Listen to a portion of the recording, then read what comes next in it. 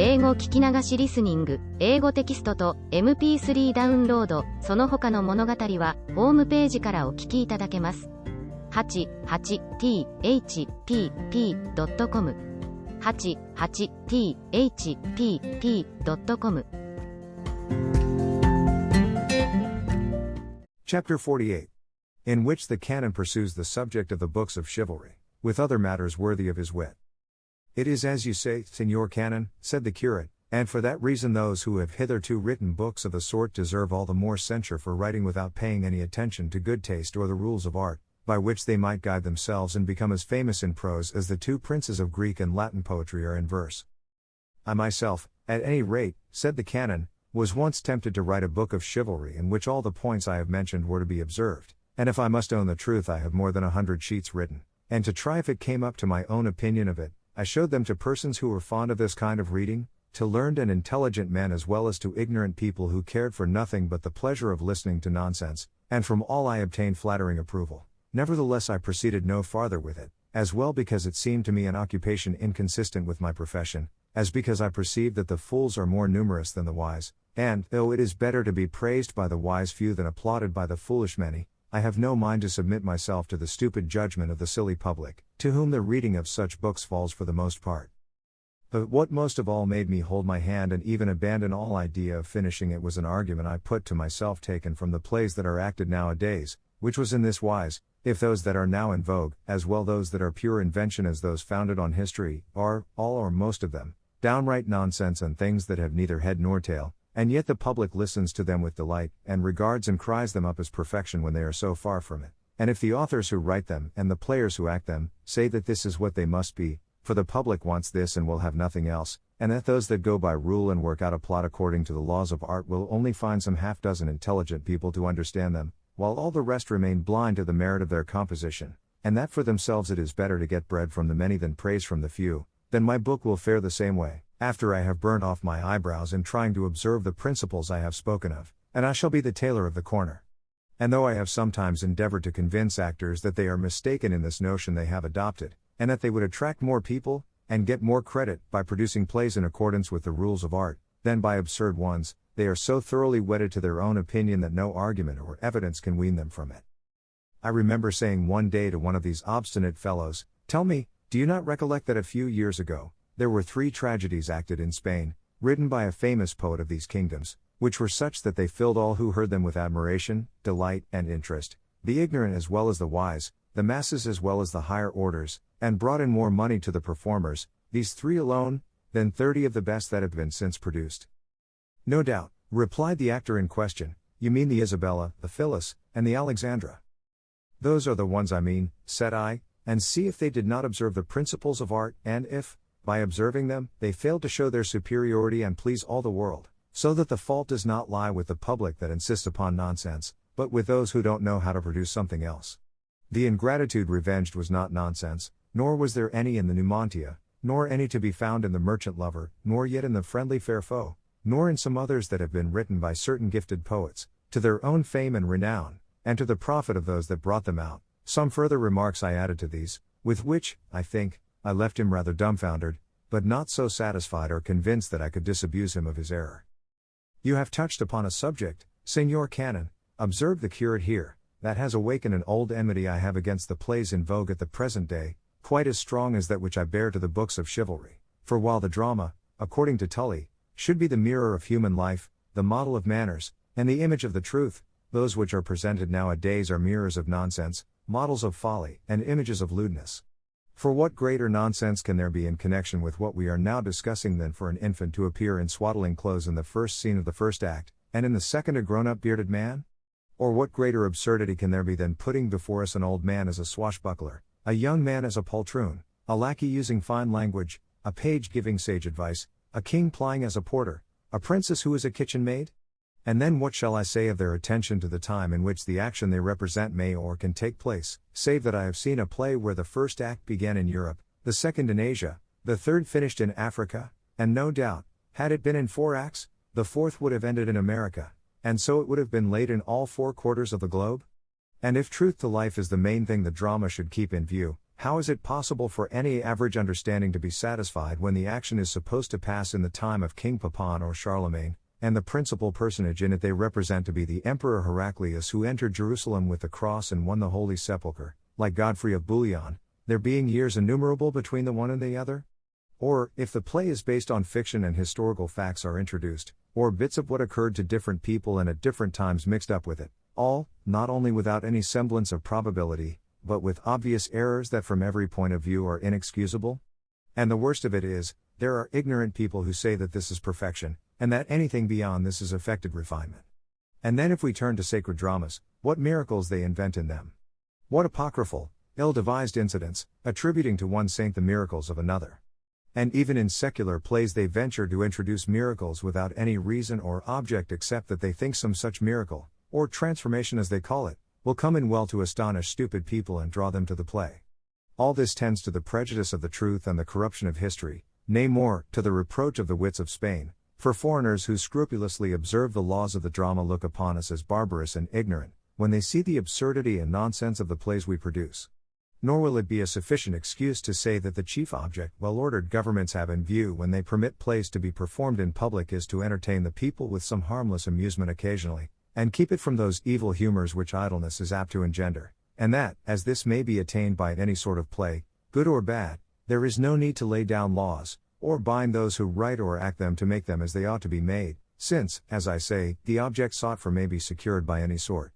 To this I would reply that the same end would be, beyond all comparison, better attained by means of good plays than by those that are not so, for after listening to an artistic and properly constructed play, the hearer will come away enlivened by the jests, instructed by the serious parts, full of admiration at the incidents, his wits sharpened by the arguments, warned by the tricks, all the wiser for the examples, inflamed against vice, and in love with virtue, for in all these ways a good play will stimulate the mind of the hearer be he ever so boorish or dull, and of all impossibilities the greatest is that a play endowed with all these qualities will not entertain, satisfy, and please much more than one wanting in them, like the greater number of those which are commonly acted nowadays.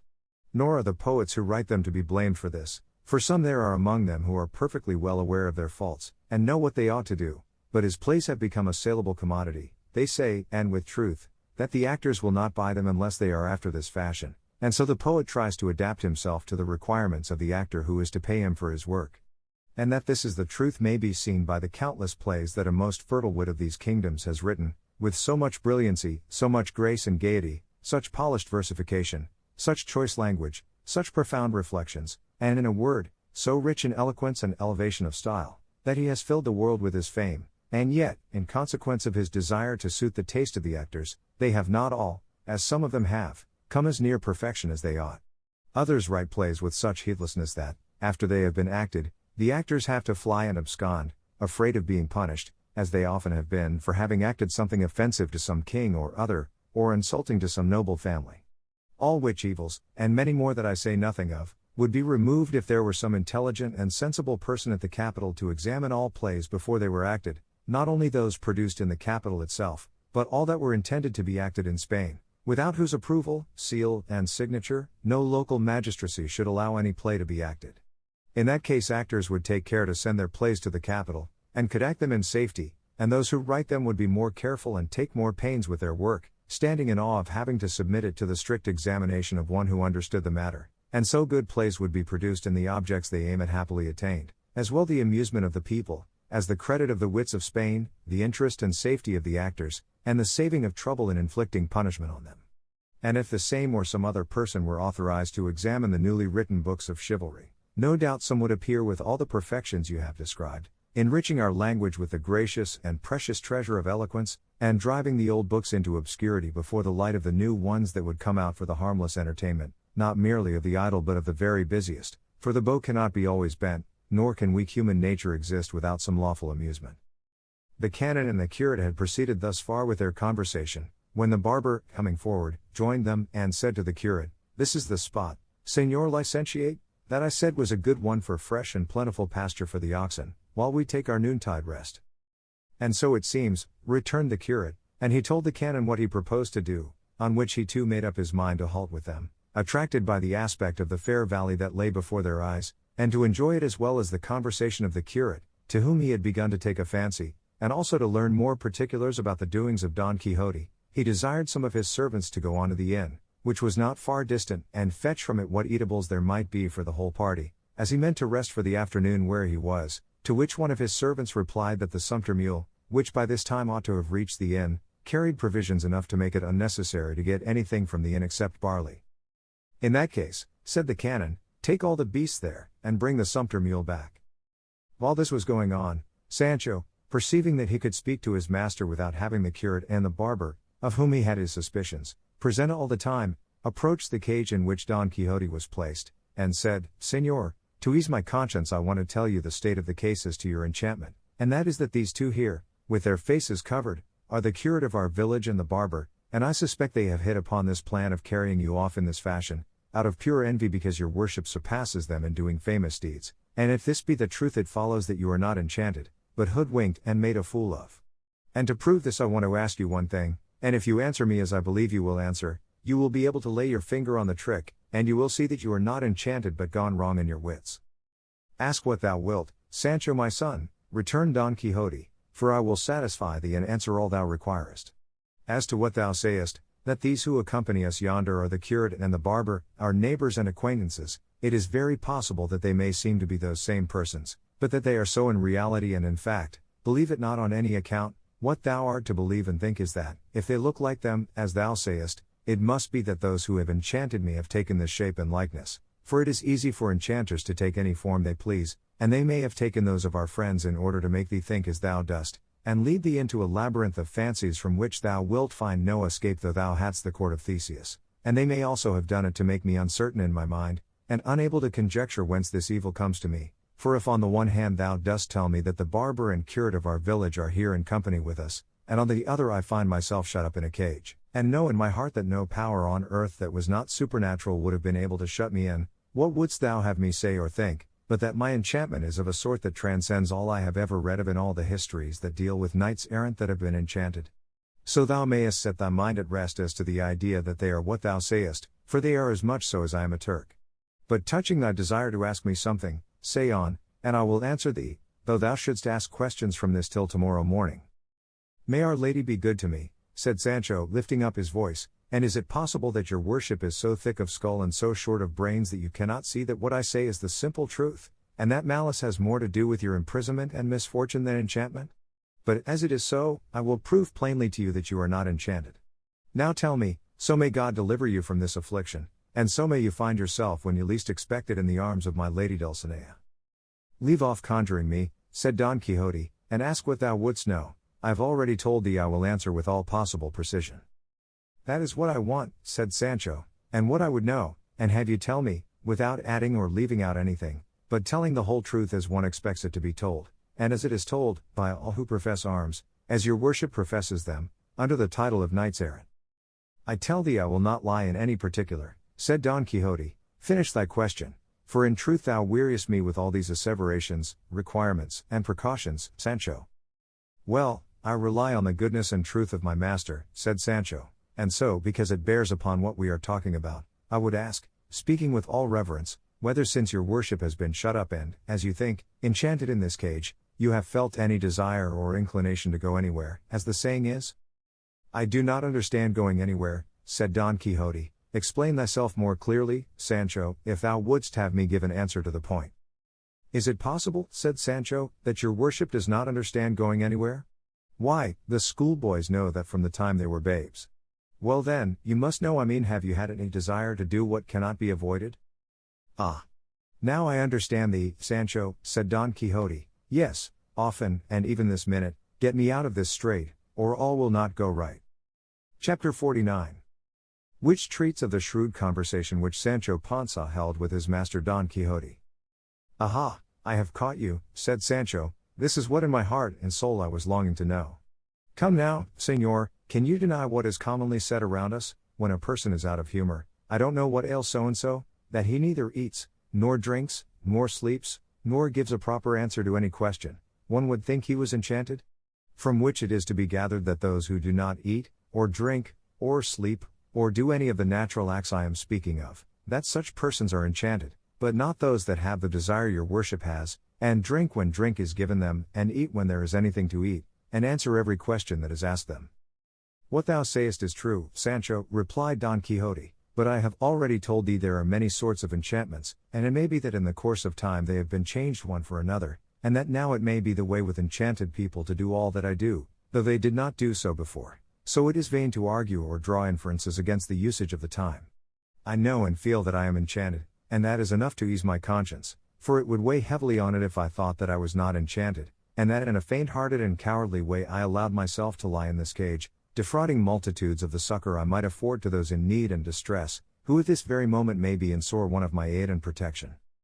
Still for all that, replied Sancho, I say that, for your greater and fuller satisfaction, it would be well if your worship were to try to get out of this prison, and I promise to do all in my power to help, and even to take you out of it, and see if you could once more mount your good Rocinante, who seems to be enchanted too, he is so melancholy and dejected, and then we might try our chance in looking for adventures again, and if we have no luck there will be time enough to go back to the cage, in which, on the faith of a good and loyal squire, I promise to shut myself up along with your worship, if so be you are so unfortunate, or I so stupid, as not to be able to carry out my plan. I am content to do as thou sayest, brother Sancho, said Don Quixote, and when thou seest an opportunity for effecting my release I will obey thee absolutely, but thou wilt see, Sancho, how mistaken thou art in thy conception of my misfortune. The knight-errant and the ill-errant squire kept up their conversation till they reached the place where the curate, the canon, and the barber, who had already dismounted, were waiting for them. The carter at once unyoked the oxen and left them to roam at large about the pleasant green spot, the freshness of which seemed to invite, not enchanted people like Don Quixote, but wide-awake, sensible folk like his squire, who begged the curate to allow his master to leave the cage for a little, for if they did not let him out, the prison might not be as clean as the propriety of such a gentleman as his master required. The curate understood him, and said he would very gladly comply with his request, only that he feared his master, finding himself at liberty, would take to his old courses and make off where nobody could ever find him again. I will answer for his not running away, said Sancho. And I also, said the canon, especially if he gives me his word as a knight not to leave us without our consent. Don Quixote, who was listening to all this, said, I give it, moreover one who is enchanted as I am cannot do as he likes with himself, for he who had enchanted him could prevent his moving from one place for 3 ages, and if he attempted to escape would bring him back flying. And that being so, they might as well release him, particularly as it would be to the advantage of all, for, if they did not let him out, he protested he would be unable to avoid offending their nostrils unless they kept their distance. The canon took his hand, tied together as they both were, and on his word and promise they unbound him, and rejoiced beyond measure he was to find himself out of the cage. The first thing he did was to stretch himself all over, and then he went to where Rocinante was standing and giving him a couple of slaps on the haunches said, I still trust in God and his blessed mother, O flower and mirror of steeds, that we shall soon see ourselves, both of us, as we wish to be, thou with thy master on thy back, and I mounted upon thee, following the calling for which God sent me into the world. And so saying, accompanied by Sancho, he withdrew to a retired spot, from which he came back much relieved and more eager than ever to put his squire's scheme into execution. The canon gazed at him, wondering at the extraordinary nature of his madness, and that in all his remarks and replies he should show such excellent sense, and only lose his stirrups, as has been already said, when the subject of chivalry was broached. And so, moved by compassion, he said to him, as they all sat on the green grass awaiting the arrival of the provisions, Is it possible, gentle sir, that the nauseous and idle reading of books of chivalry can have had such an effect on your worship as to upset your reason so that you fancy yourself enchanted, and the like, all as far from the truth as falsehood itself is? How can there be any human understanding that can persuade itself there ever was all that infinity of Amadises in the world, or all that multitude of famous knights, all those emperors of Trebizond, all those Felix Marts of Hyrcania, all those palfreys, and damsels errant, and serpents, and monsters, and giants, and marvelous adventures, and enchantments of every kind, and battles, and prodigious encounters, splendid costumes, love-sick princesses, squires-made counts, droll dwarfs, love letters, billings and cooings, swashbuckler women, and, in a word, all that nonsense the books of chivalry contain.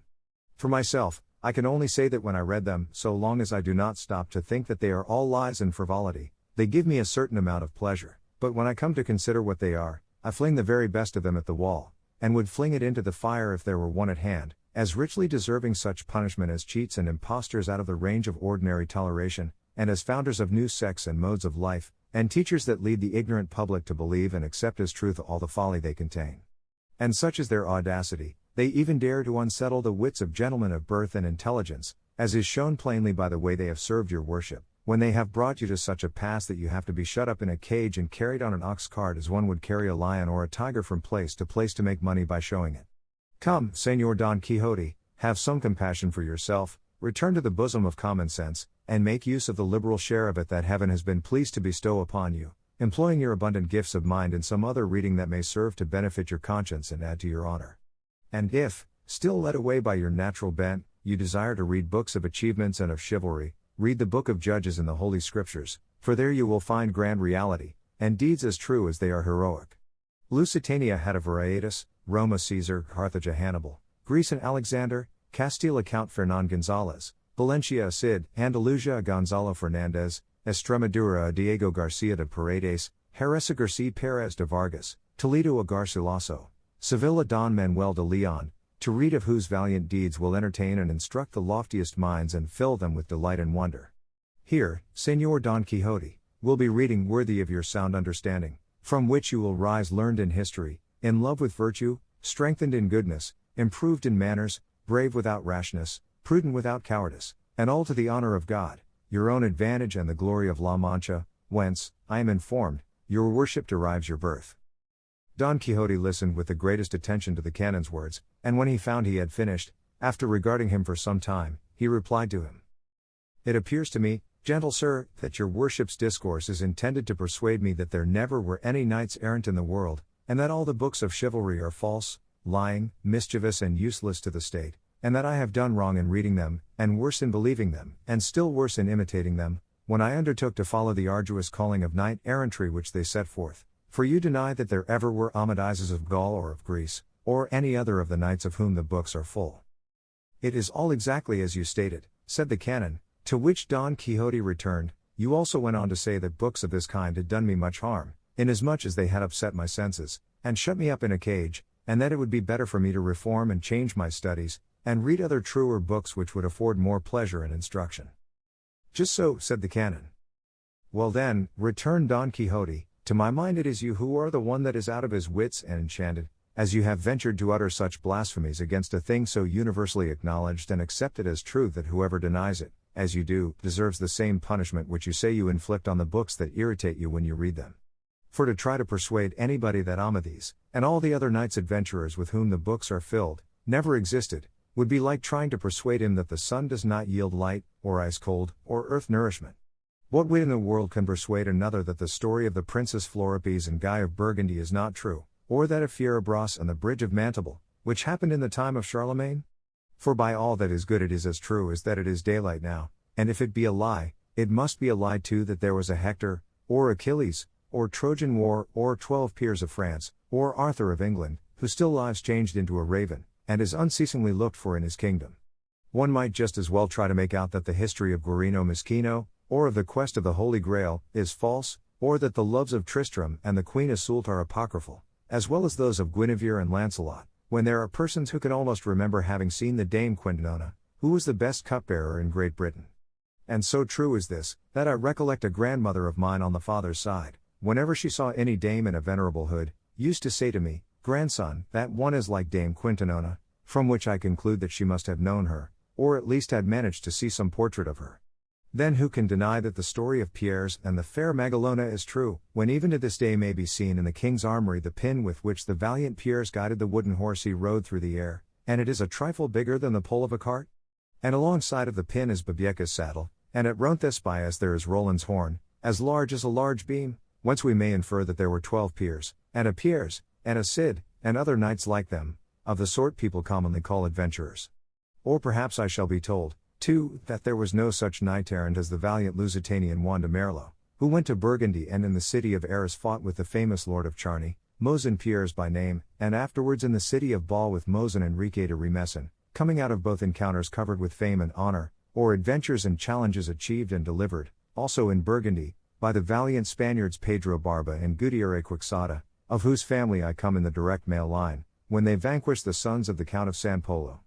I shall be told, too, that Don Fernando de Guevara did not go in quest of adventures to Germany, where he engaged in combat with Micer George, a knight of the house of the Duke of Austria. I shall be told that the jousts of Suero de Quiñones, him of the Paso, and the emprise of Mozan Luis de Falsas against the Castilian knight, Don Gonzalo de Guzman, were mere mockeries, as well as many other achievements of Christian knights of these and foreign realms, which are so authentic and true, that, I repeat, he who denies them must be totally wanting in reason and good sense.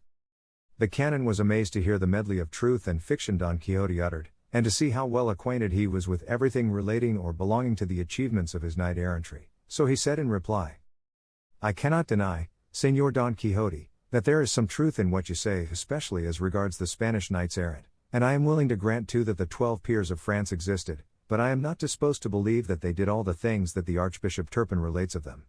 For the truth of the matter is they were knights chosen by the kings of France, and called peers because they were all equal in worth, rank and prowess, at least if they were not they ought to have been, and it was a kind of religious order like those of Santiago and Calatrava in the present day, in which it is assumed that those who take it are valiant knights of distinction and good birth, and just as we say now a knight of St. John, or of Alcantara, they used to say then a knight of the 12 peers, because 12 equals were chosen for that military order. That there was a Cid, as well as a Bernardo del Carpio, there can be no doubt, but that they did the deeds people say they did, I hold to be very doubtful. In that other matter of the pin of Count Piers that you speak of, and say is near Babieca's saddle in the armory, I confess my sin, for I am either so stupid or so short-sighted, that, though I have seen the saddle, I have never been able to see the pin in spite of it being as big as your worship says it is. For all that it is there, without any manner of doubt, said Don Quixote, and more by token they say it is enclosed in a sheath of cowhide to keep it from rusting. All that may be, replied the canon, but, by the orders I have received, I do not remember seeing it. However, granting it is there, that is no reason why I am bound to believe the stories of all those Amadizes and of all that multitude of knights they tell us about, nor is it reasonable that a man like your worship, so worthy, and with so many good qualities, and endowed with such a good understanding, should allow himself to be persuaded that such wild crazy things as are written in those absurd books of chivalry are really true. Chapter 50. Of the shrewd controversy which Don Quixote and the canon held, together with other incidents. A good joke, that, returned Don Quixote.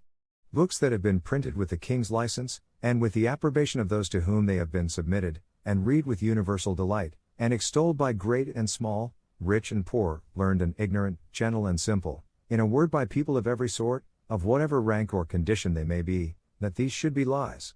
And above all when they carry such an appearance of truth with them, for they tell us the father, mother, country, kindred, age, place, and the achievements, step by step, and day by day, performed by such a knight or knights.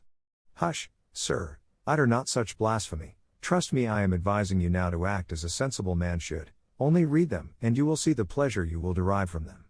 For, come, tell me, can there be anything more delightful than to see, as it were, here now displayed before us a vast lake of bubbling pitch with a host of snakes and serpents and lizards, and ferocious and terrible creatures of all sorts swimming about in it, while from the middle of the lake there comes a plaintive voice saying, Knight, whosoever thou art who beholdest this dread lake, if thou wouldst win the prize that lies hidden beneath these dusky waves, prove the valor of thy stout heart and cast thyself into the midst of its dark burning waters, else thou shalt not be worthy to see the mighty wonders contained in the 7 castles of the 7 fays that lie beneath this black expanse. And then the knight, almost ere the awful voice has ceased, without stopping to consider, without pausing to reflect upon the danger to which he is exposing himself, without even relieving himself of the weight of his massive armor, commending himself to God and to his lady, plunges into the midst of the boiling lake, and when he little looks for it, or knows what his fate is to be, he finds himself among flowery meadows, with which the Elysian fields are not to be compared.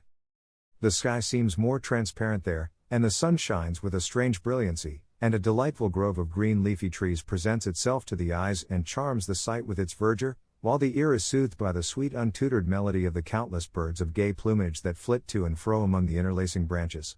Here he sees a brook whose limpid waters, like liquid crystal, ripple over fine sands and white pebbles that look like sifted gold and purest pearls. There he perceives a cunningly wrought fountain of many-colored jasper and polished marble, here another of rustic fashion where the little mussel shells and the spiral white and yellow mansions of the snail disposed in studious disorder, mingled with fragments of glittering crystal and mock emeralds, make up a work of varied aspect, where art, imitating nature, seems to have outdone it. Suddenly there is presented to his sight a strong castle or gorgeous palace with walls of massy gold, turrets of diamond and gates of jacinth, In short, so marvelous is its structure that though the materials of which it is built are nothing less than diamonds, carbuncles, rubies, pearls, gold, and emeralds, the workmanship is still more rare. And after having seen all this, what can be more charming than to see how a bevy of damsels comes forth from the gate of the castle in gay and gorgeous attire, such that, were I to set myself now to depict it as the histories describe it to us, I should never have done, and then how she who seems to be the first among them all takes the bold knight who plunged into the boiling lake by the hand, and without addressing a word to him leads him into the rich palace or castle, and strips him as naked as when his mother bore him, and bathes him in lukewarm water, and anoints him all over with sweet-smelling unguents, and clothes him in a shirt of the softest sendal, all scented and perfumed, while another damsel comes and throws over his shoulders a mantle which is said to be worth at the very least a city, and even more. How charming it is, then, when they tell us how, after all this, they lead him to another chamber where he finds the table set out in such style that he is filled with amazement and wonder, to see how they pour out water for his hands distilled from amber and sweet-scented flowers, how they seat him on an ivory chair, to see how the damsels wait on him all in profound silence, how they bring him such a variety of dainties so temptingly prepared that the appetite is at a loss which to select, to hear the music that resounds while he is at table, by whom or whence produced he knows not.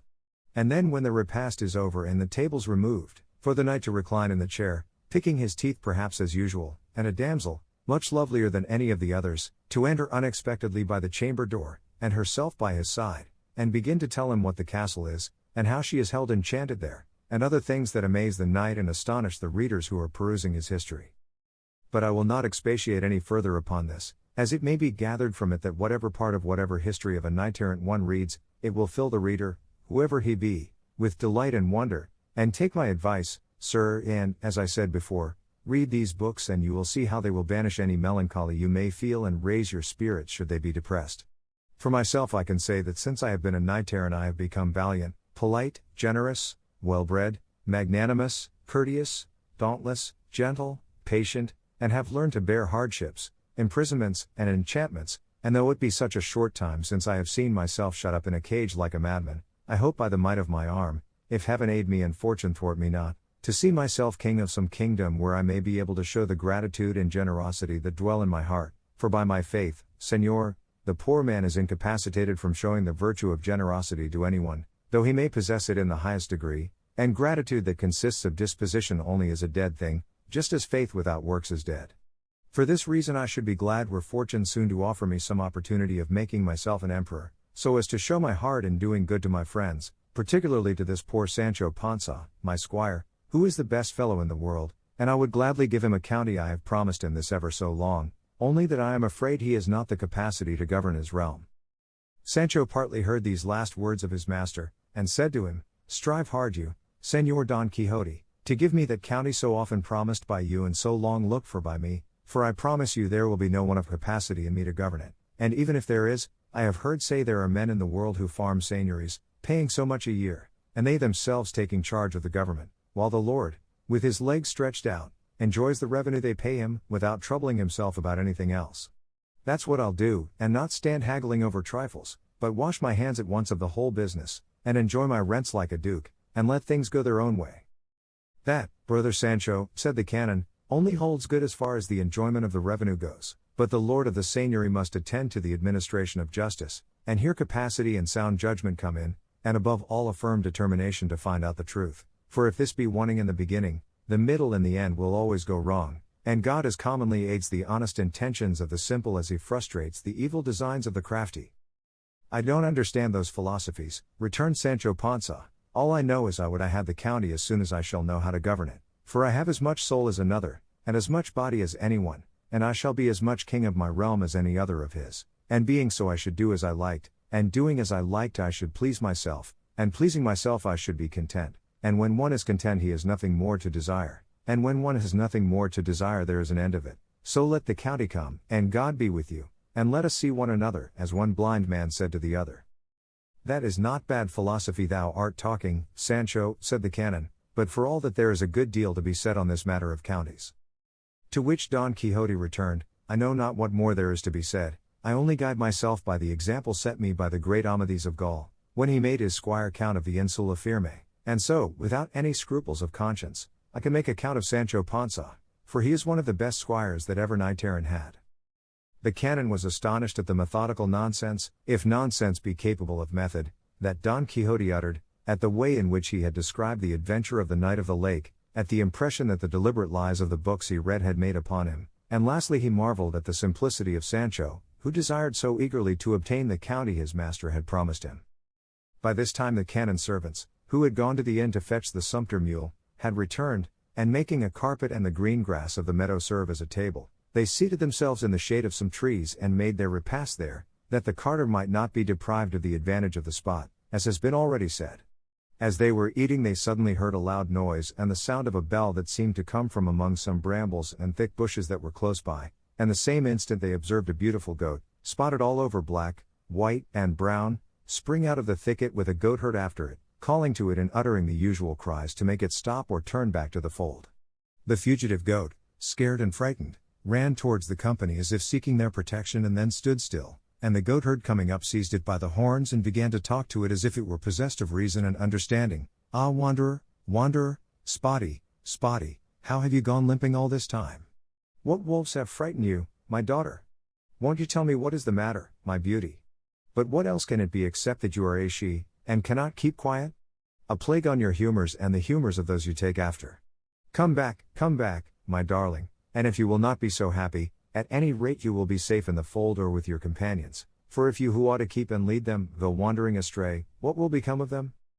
The goatherd's talk amused all who heard it, but especially the canon, who said to him, "As you live, brother, take it easy, and be not in such a hurry to drive this goat back to the fold, for, being a female, as you say, she will follow her natural instinct in spite of all you can do to prevent it. Take this morsel and drink a sup, and that will soothe your irritation, and in the meantime the goat will rest herself," and so saying, he handed him the loins of a cold rabbit on a fork. The goatherd took it with thanks, and drank and calmed himself, and then said, "I should be sorry if your worships were to take me for a simpleton for having spoken so seriously as I did to this animal, but the truth is there is a certain mystery in the words I used. I am a clown, but not so much of one but that I know how to behave to men and to beasts." "That I can well believe," said the curate, "for I know already by experience that the woods breed men of learning, and shepherds' huts harbor philosophers." "At all events, Señor," returned the goatherd, "they shelter men of experience, and that you may see the truth of this and grasp it, though I may seem to put myself forward without being asked, I will, if it will not tire you, gentlemen, and you will give me your attention for a little, tell you a true story which will confirm this gentleman's word," and he pointed to the curate, "as well as my own." To this Don Quixote replied, "Seeing that this affair has a certain color of chivalry about it, I for my part, brother, will hear you most gladly, and so will all these gentlemen, from the high intelligence they possess and their love of curious novelties that interest, charm, and entertain the mind, as I feel quite sure your story will do. So begin, friend, for we are all prepared to listen."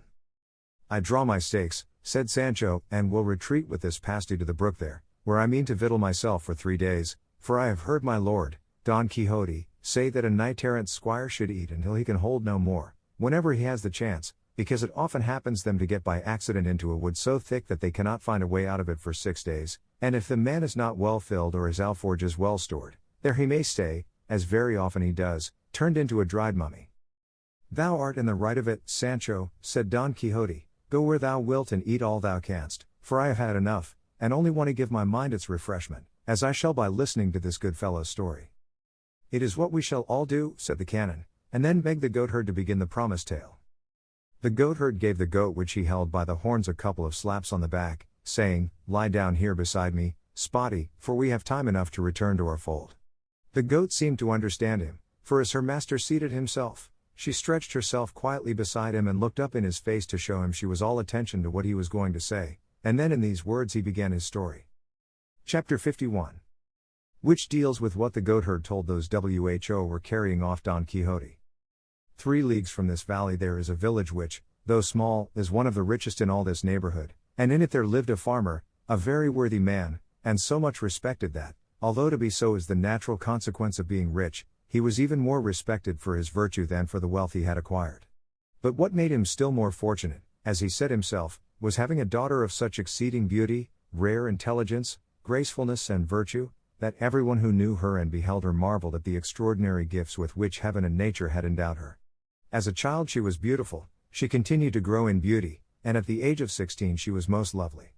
The fame of her beauty began to spread abroad through all the villages around, but why do I say the villages around, merely, when it spread to distant cities, and even made its way into the halls of royalty and reached the ears of people of every class, who came from all sides to see her as if to see something rare and curious, or some wonder-working image?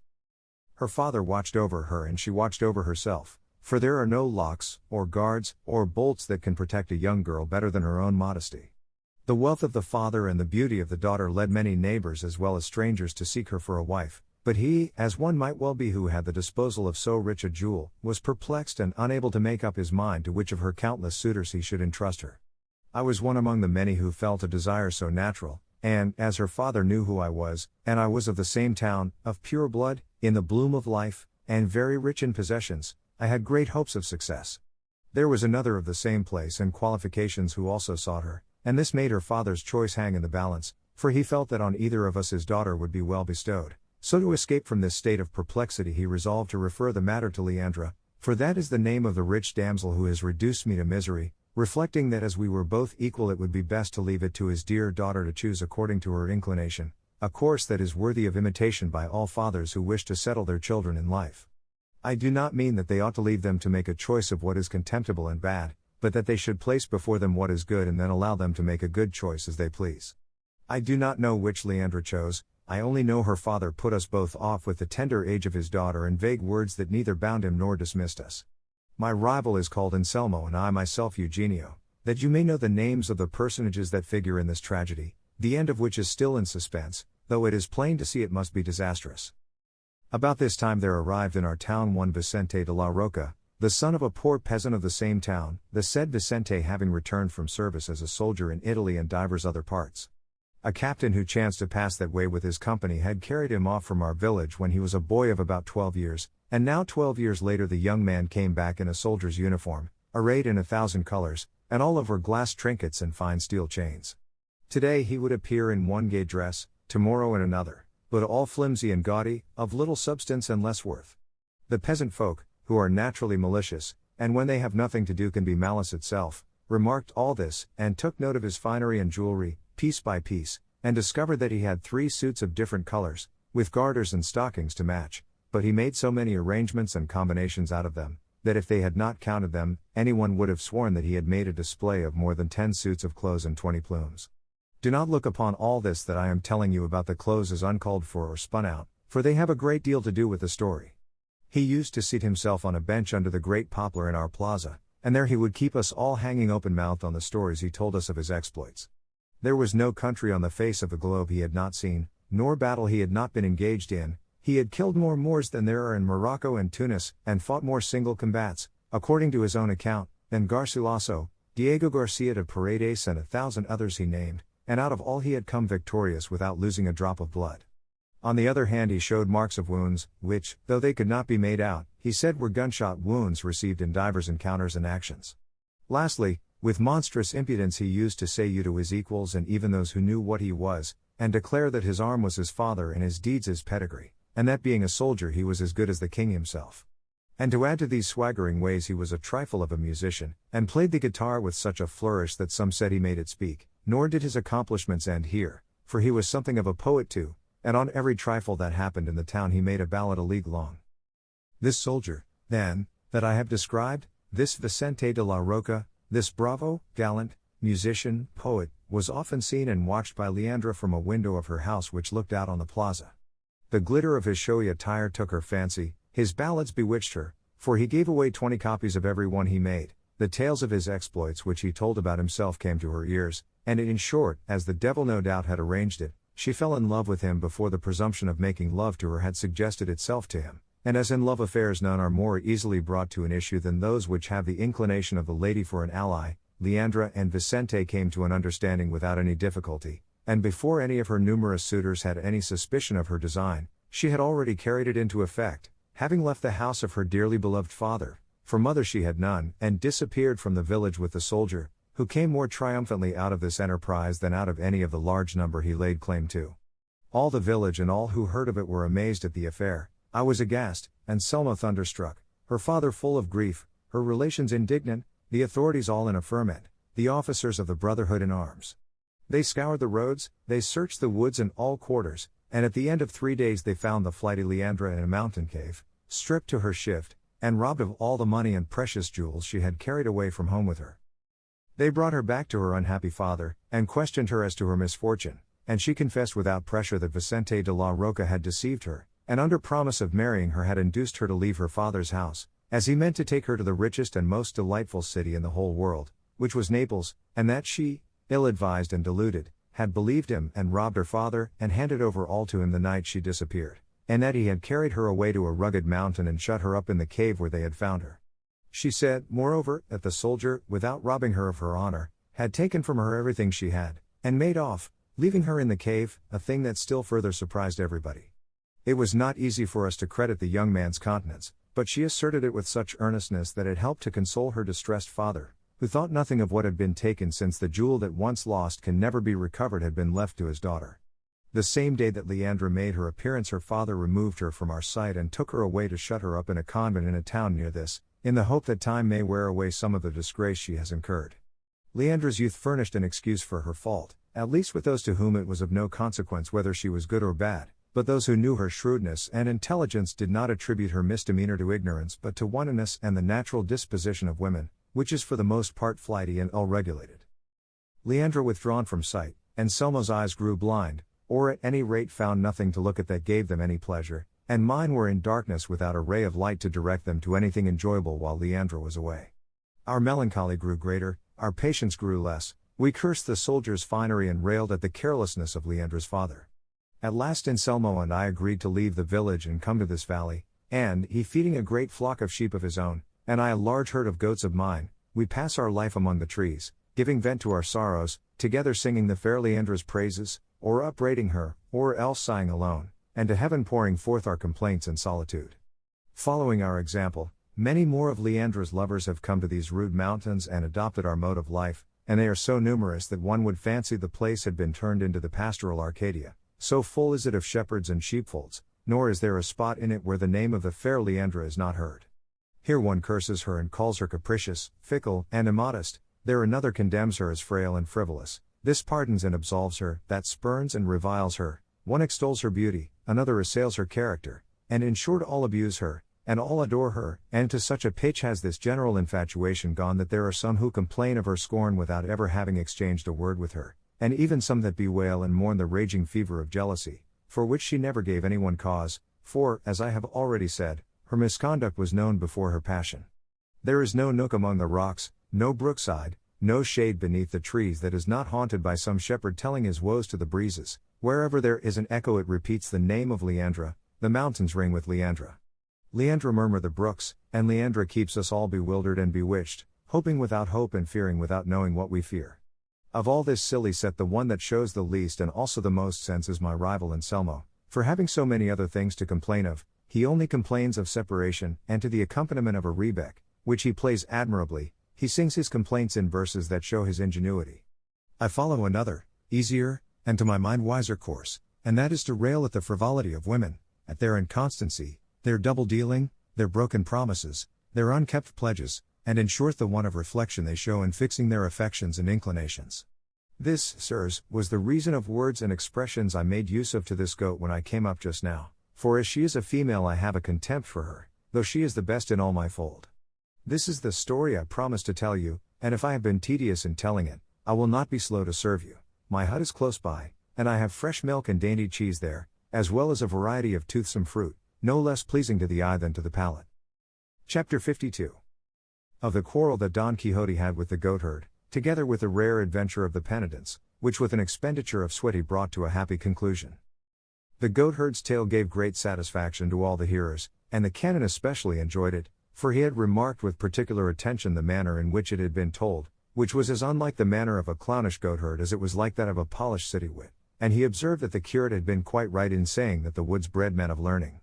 They all offered their services to Eugenio, but he who showed himself most liberal in this way was Don Quixote, who said to him most assuredly, "Brother goatherd, if I found myself in a position to attempt any adventure, I would, this very instant, set out on your behalf, and would rescue Leandra from that convent, where no doubt she is kept against her will, in spite of the abbess and all who might try to prevent me, and would place her in your hands to deal with her according to your will and pleasure, observing, however, the laws of chivalry which lay down that no violence of any kind is to be offered to any damsel. But I trust in God our Lord that the might of one malignant enchanter may not prove so great, but that the power of another better disposed may prove superior to it, and then I promise you my support and assistance, as I am bound to do by my profession, which is none other than to give aid to the weak and needy. The goatherd eyed him, and noticing Don Quixote's sorry appearance and looks, he was filled with wonder, and asked the barber, who was next him, Señor, who is this man who makes such a figure and talks in such a strain? Who should it be, said the barber, but the famous Don Quixote of La Mancha, the undoer of injustice, the righter of wrongs, the protector of damsels, the terror of giants, and the winner of battles. That, said the goatherd, sounds like what one reads in the books of the knights errant, who did all that you say this man does, though it is my belief that either you are joking, or else this gentleman has empty lodgings in his head. You are a great scoundrel, said Don Quixote, and it is you who are empty and a fool. I am fuller than ever was the horse and bitch that bore you, and passing from words to deeds, he caught up a loaf that was near him and sent it full in the goatherd's face, with such force that he flattened his nose, but the goatherd, who did not understand jokes, and found himself roughly handled in such good earnest, paying no respect to carpet, tablecloth, or diners, sprang upon Don Quixote, and seizing him by the throat with both hands would no doubt have throttled him, had not Sancho Panza that instant come to the rescue, and grasping him by the shoulders flung him down on the table, smashing plates, breaking glasses, and upsetting and scattering everything on it. Don Quixote, finding himself free, strove to get on top of the goatherd, who, with his face covered with blood, and soundly kicked by Sancho, was on all fours feeling about for one of the table knives to take a bloody revenge with. The canon and the curate, however, prevented him, but the barber so contrived it that he got Don Quixote under him, and rained down upon him such a shower of fisticuffs that the poor knight's face streamed with blood as freely as his own. The canon and the curate were bursting with laughter, the officers were capering with delight, and both the one and the other hissed them on as they do dogs that are worrying one another in a fight. Sancho alone was frantic, for he could not free himself from the grasp of one of the canon's servants, who kept him from going to his master's assistance. At last, while they were all, with the exception of the two bruisers who were mauling each other, in high glee and enjoyment, they heard a trumpet sound a note so doleful that it made them all look in the direction whence the sound seemed to come. But the one that was most excited by hearing it was Don Quixote, who though sorely against his will he was under the goatherd, and something more than pretty well pummeled, said to him, Brother devil, for it is impossible but that thou must be one since thou hast had might and strength enough to overcome mine, I ask thee to agree to a truce for but 1 hour, for the solemn note of yonder trumpet that falls on our ears seems to me to summon me to some new adventure. The goatherd, who was by this time tired of pummeling and being pummeled, released him at once, and Don Quixote rising to his feet and turning his eyes to the quarter where the sound had been heard, suddenly saw coming down the slope of a hill several men clad in white like penitents. The fact was that the clouds had that year withheld their moisture from the earth, and in all the villages of the district they were organizing processions, rogations, and penances, imploring God to open the hands of his mercy and send the rain, and to this end the people of a village that was hard by were going in procession to a holy hermitage there was on one side of that valley. Don Quixote, when he saw the strange garb of the penitents, without reflecting how often he had seen it before, took it into his head that this was a case of adventure, and that it fell to him alone as a knight-errant to engage in it, and he was all the more confirmed in this notion, by the idea that an image draped in black they had with them was some illustrious lady that these villains and discourteous thieves were carrying off by force. As soon as this occurred to him he ran with all speed to Rocinante who was grazing at large, and taking the bridle and the buckler from the saddle bow, he had him bridled in an instant, and calling to Sancho for his sword he mounted Rocinante, braced his buckler on his arm, and in a loud voice exclaimed to those who stood by, Now, noble company, ye shall see how important it is that there should be knights in the world professing the order of knight-errantry. Now, I say, ye shall see, by the deliverance of that worthy lady who is born captive there, whether knights-errant deserve to be held in estimation. And so saying he brought his legs to bear on Rocinante, for he had no spurs, and at a full canter, for in all this veracious history we never read of Rocinante fairly galloping, set off to encounter the penitents, though the curate, the canon, and the barber ran to prevent him. But it was out of their power, nor did he even stop for the shouts of Sancho calling after him, Where are you going, Señor Don Quixote? What devils have possessed you to set you on against our Catholic faith? Plague take me. Mind, that is a procession of penitents, and the lady they are carrying on that stand there is the blessed image of the Immaculate Virgin. Take care what you are doing, Señor, for this time it may be safely said you don't know what you are about. Sancho labored in vain, for his master was so bent on coming to quarters with these sheeted figures and releasing the lady in black that he did not hear a word, and even had he heard, he would not have turned back if the king had ordered him. He came up with the procession and reined in Rocinante, who was already anxious enough to slacken speed a little, and in a hoarse, excited voice he exclaimed, "You who hide your faces, perhaps because you are not good subjects, pay attention and listen to what I am about to say to you." The first to halt were those who were carrying the image, and one of the 4 ecclesiastics who were chanting the litany, struck by the strange figure of Don Quixote, the leanness of Rocinante, and the other ludicrous peculiarities he observed, said in reply to him, "Brother, if you have anything to say to us, say it quickly, for these brethren are whipping themselves, and we cannot stop, nor is it reasonable we should stop to hear anything, unless indeed it is short enough to be said in 2 words. "I will say it in 1, replied Don Quixote, "and it is this, that at once, this very instant, ye release that fair lady whose tears and sad aspect show plainly that ye are carrying her off against her will, and that ye have committed some scandalous outrage against her, and I, who was born into the world to redress all such like wrongs, will not permit you to advance another step until you have restored to her the liberty she pines for and deserves." From these words all the hearers concluded that he must be a madman, and began to laugh heartily, and their laughter acted like gunpowder on Don Quixote's fury, for drawing his sword without another word he made a rush at the stand. One of those who supported it, leaving the burden to his comrades, advanced to meet him, flourishing a forked stick that he had for propping up the stand when resting, and with this he caught a mighty cut Don Quixote made at him that severed it in 2, but with the portion that remained in his hand he dealt such a thwack on the shoulder of Don Quixote's sword arm, which the buckler could not protect against the clownish assault, that poor Don Quixote came to the ground in a sad plight. Sancho Panza, who was coming on close behind puffing and blowing, seeing him fall, cried out to his assailant not to strike him again, for he was a poor enchanted knight, who had never harmed anyone all the days of his life. But what checked the clown was, not Sancho's shouting, but seeing that Don Quixote did not stir hand or foot, and so, fancying he had killed him, he hastily hitched up his tunic under his girdle and took to his heels across the country like a deer.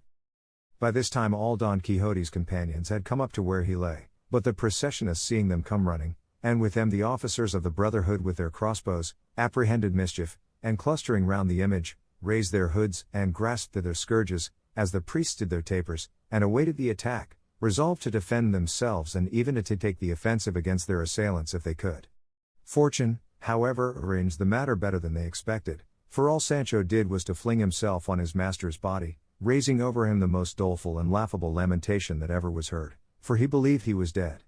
The curate was known to another curate who walked in the procession, and their recognition of one another set at rest the apprehensions of both parties. The first then told the other in 2 words who Don Quixote was, and he and the whole troop of penitents went to see if the poor gentleman was dead, and heard Sancho Panza saying, with tears in his eyes, "O flower of chivalry, that with one blow of a stick hast ended the course of thy well-spent life.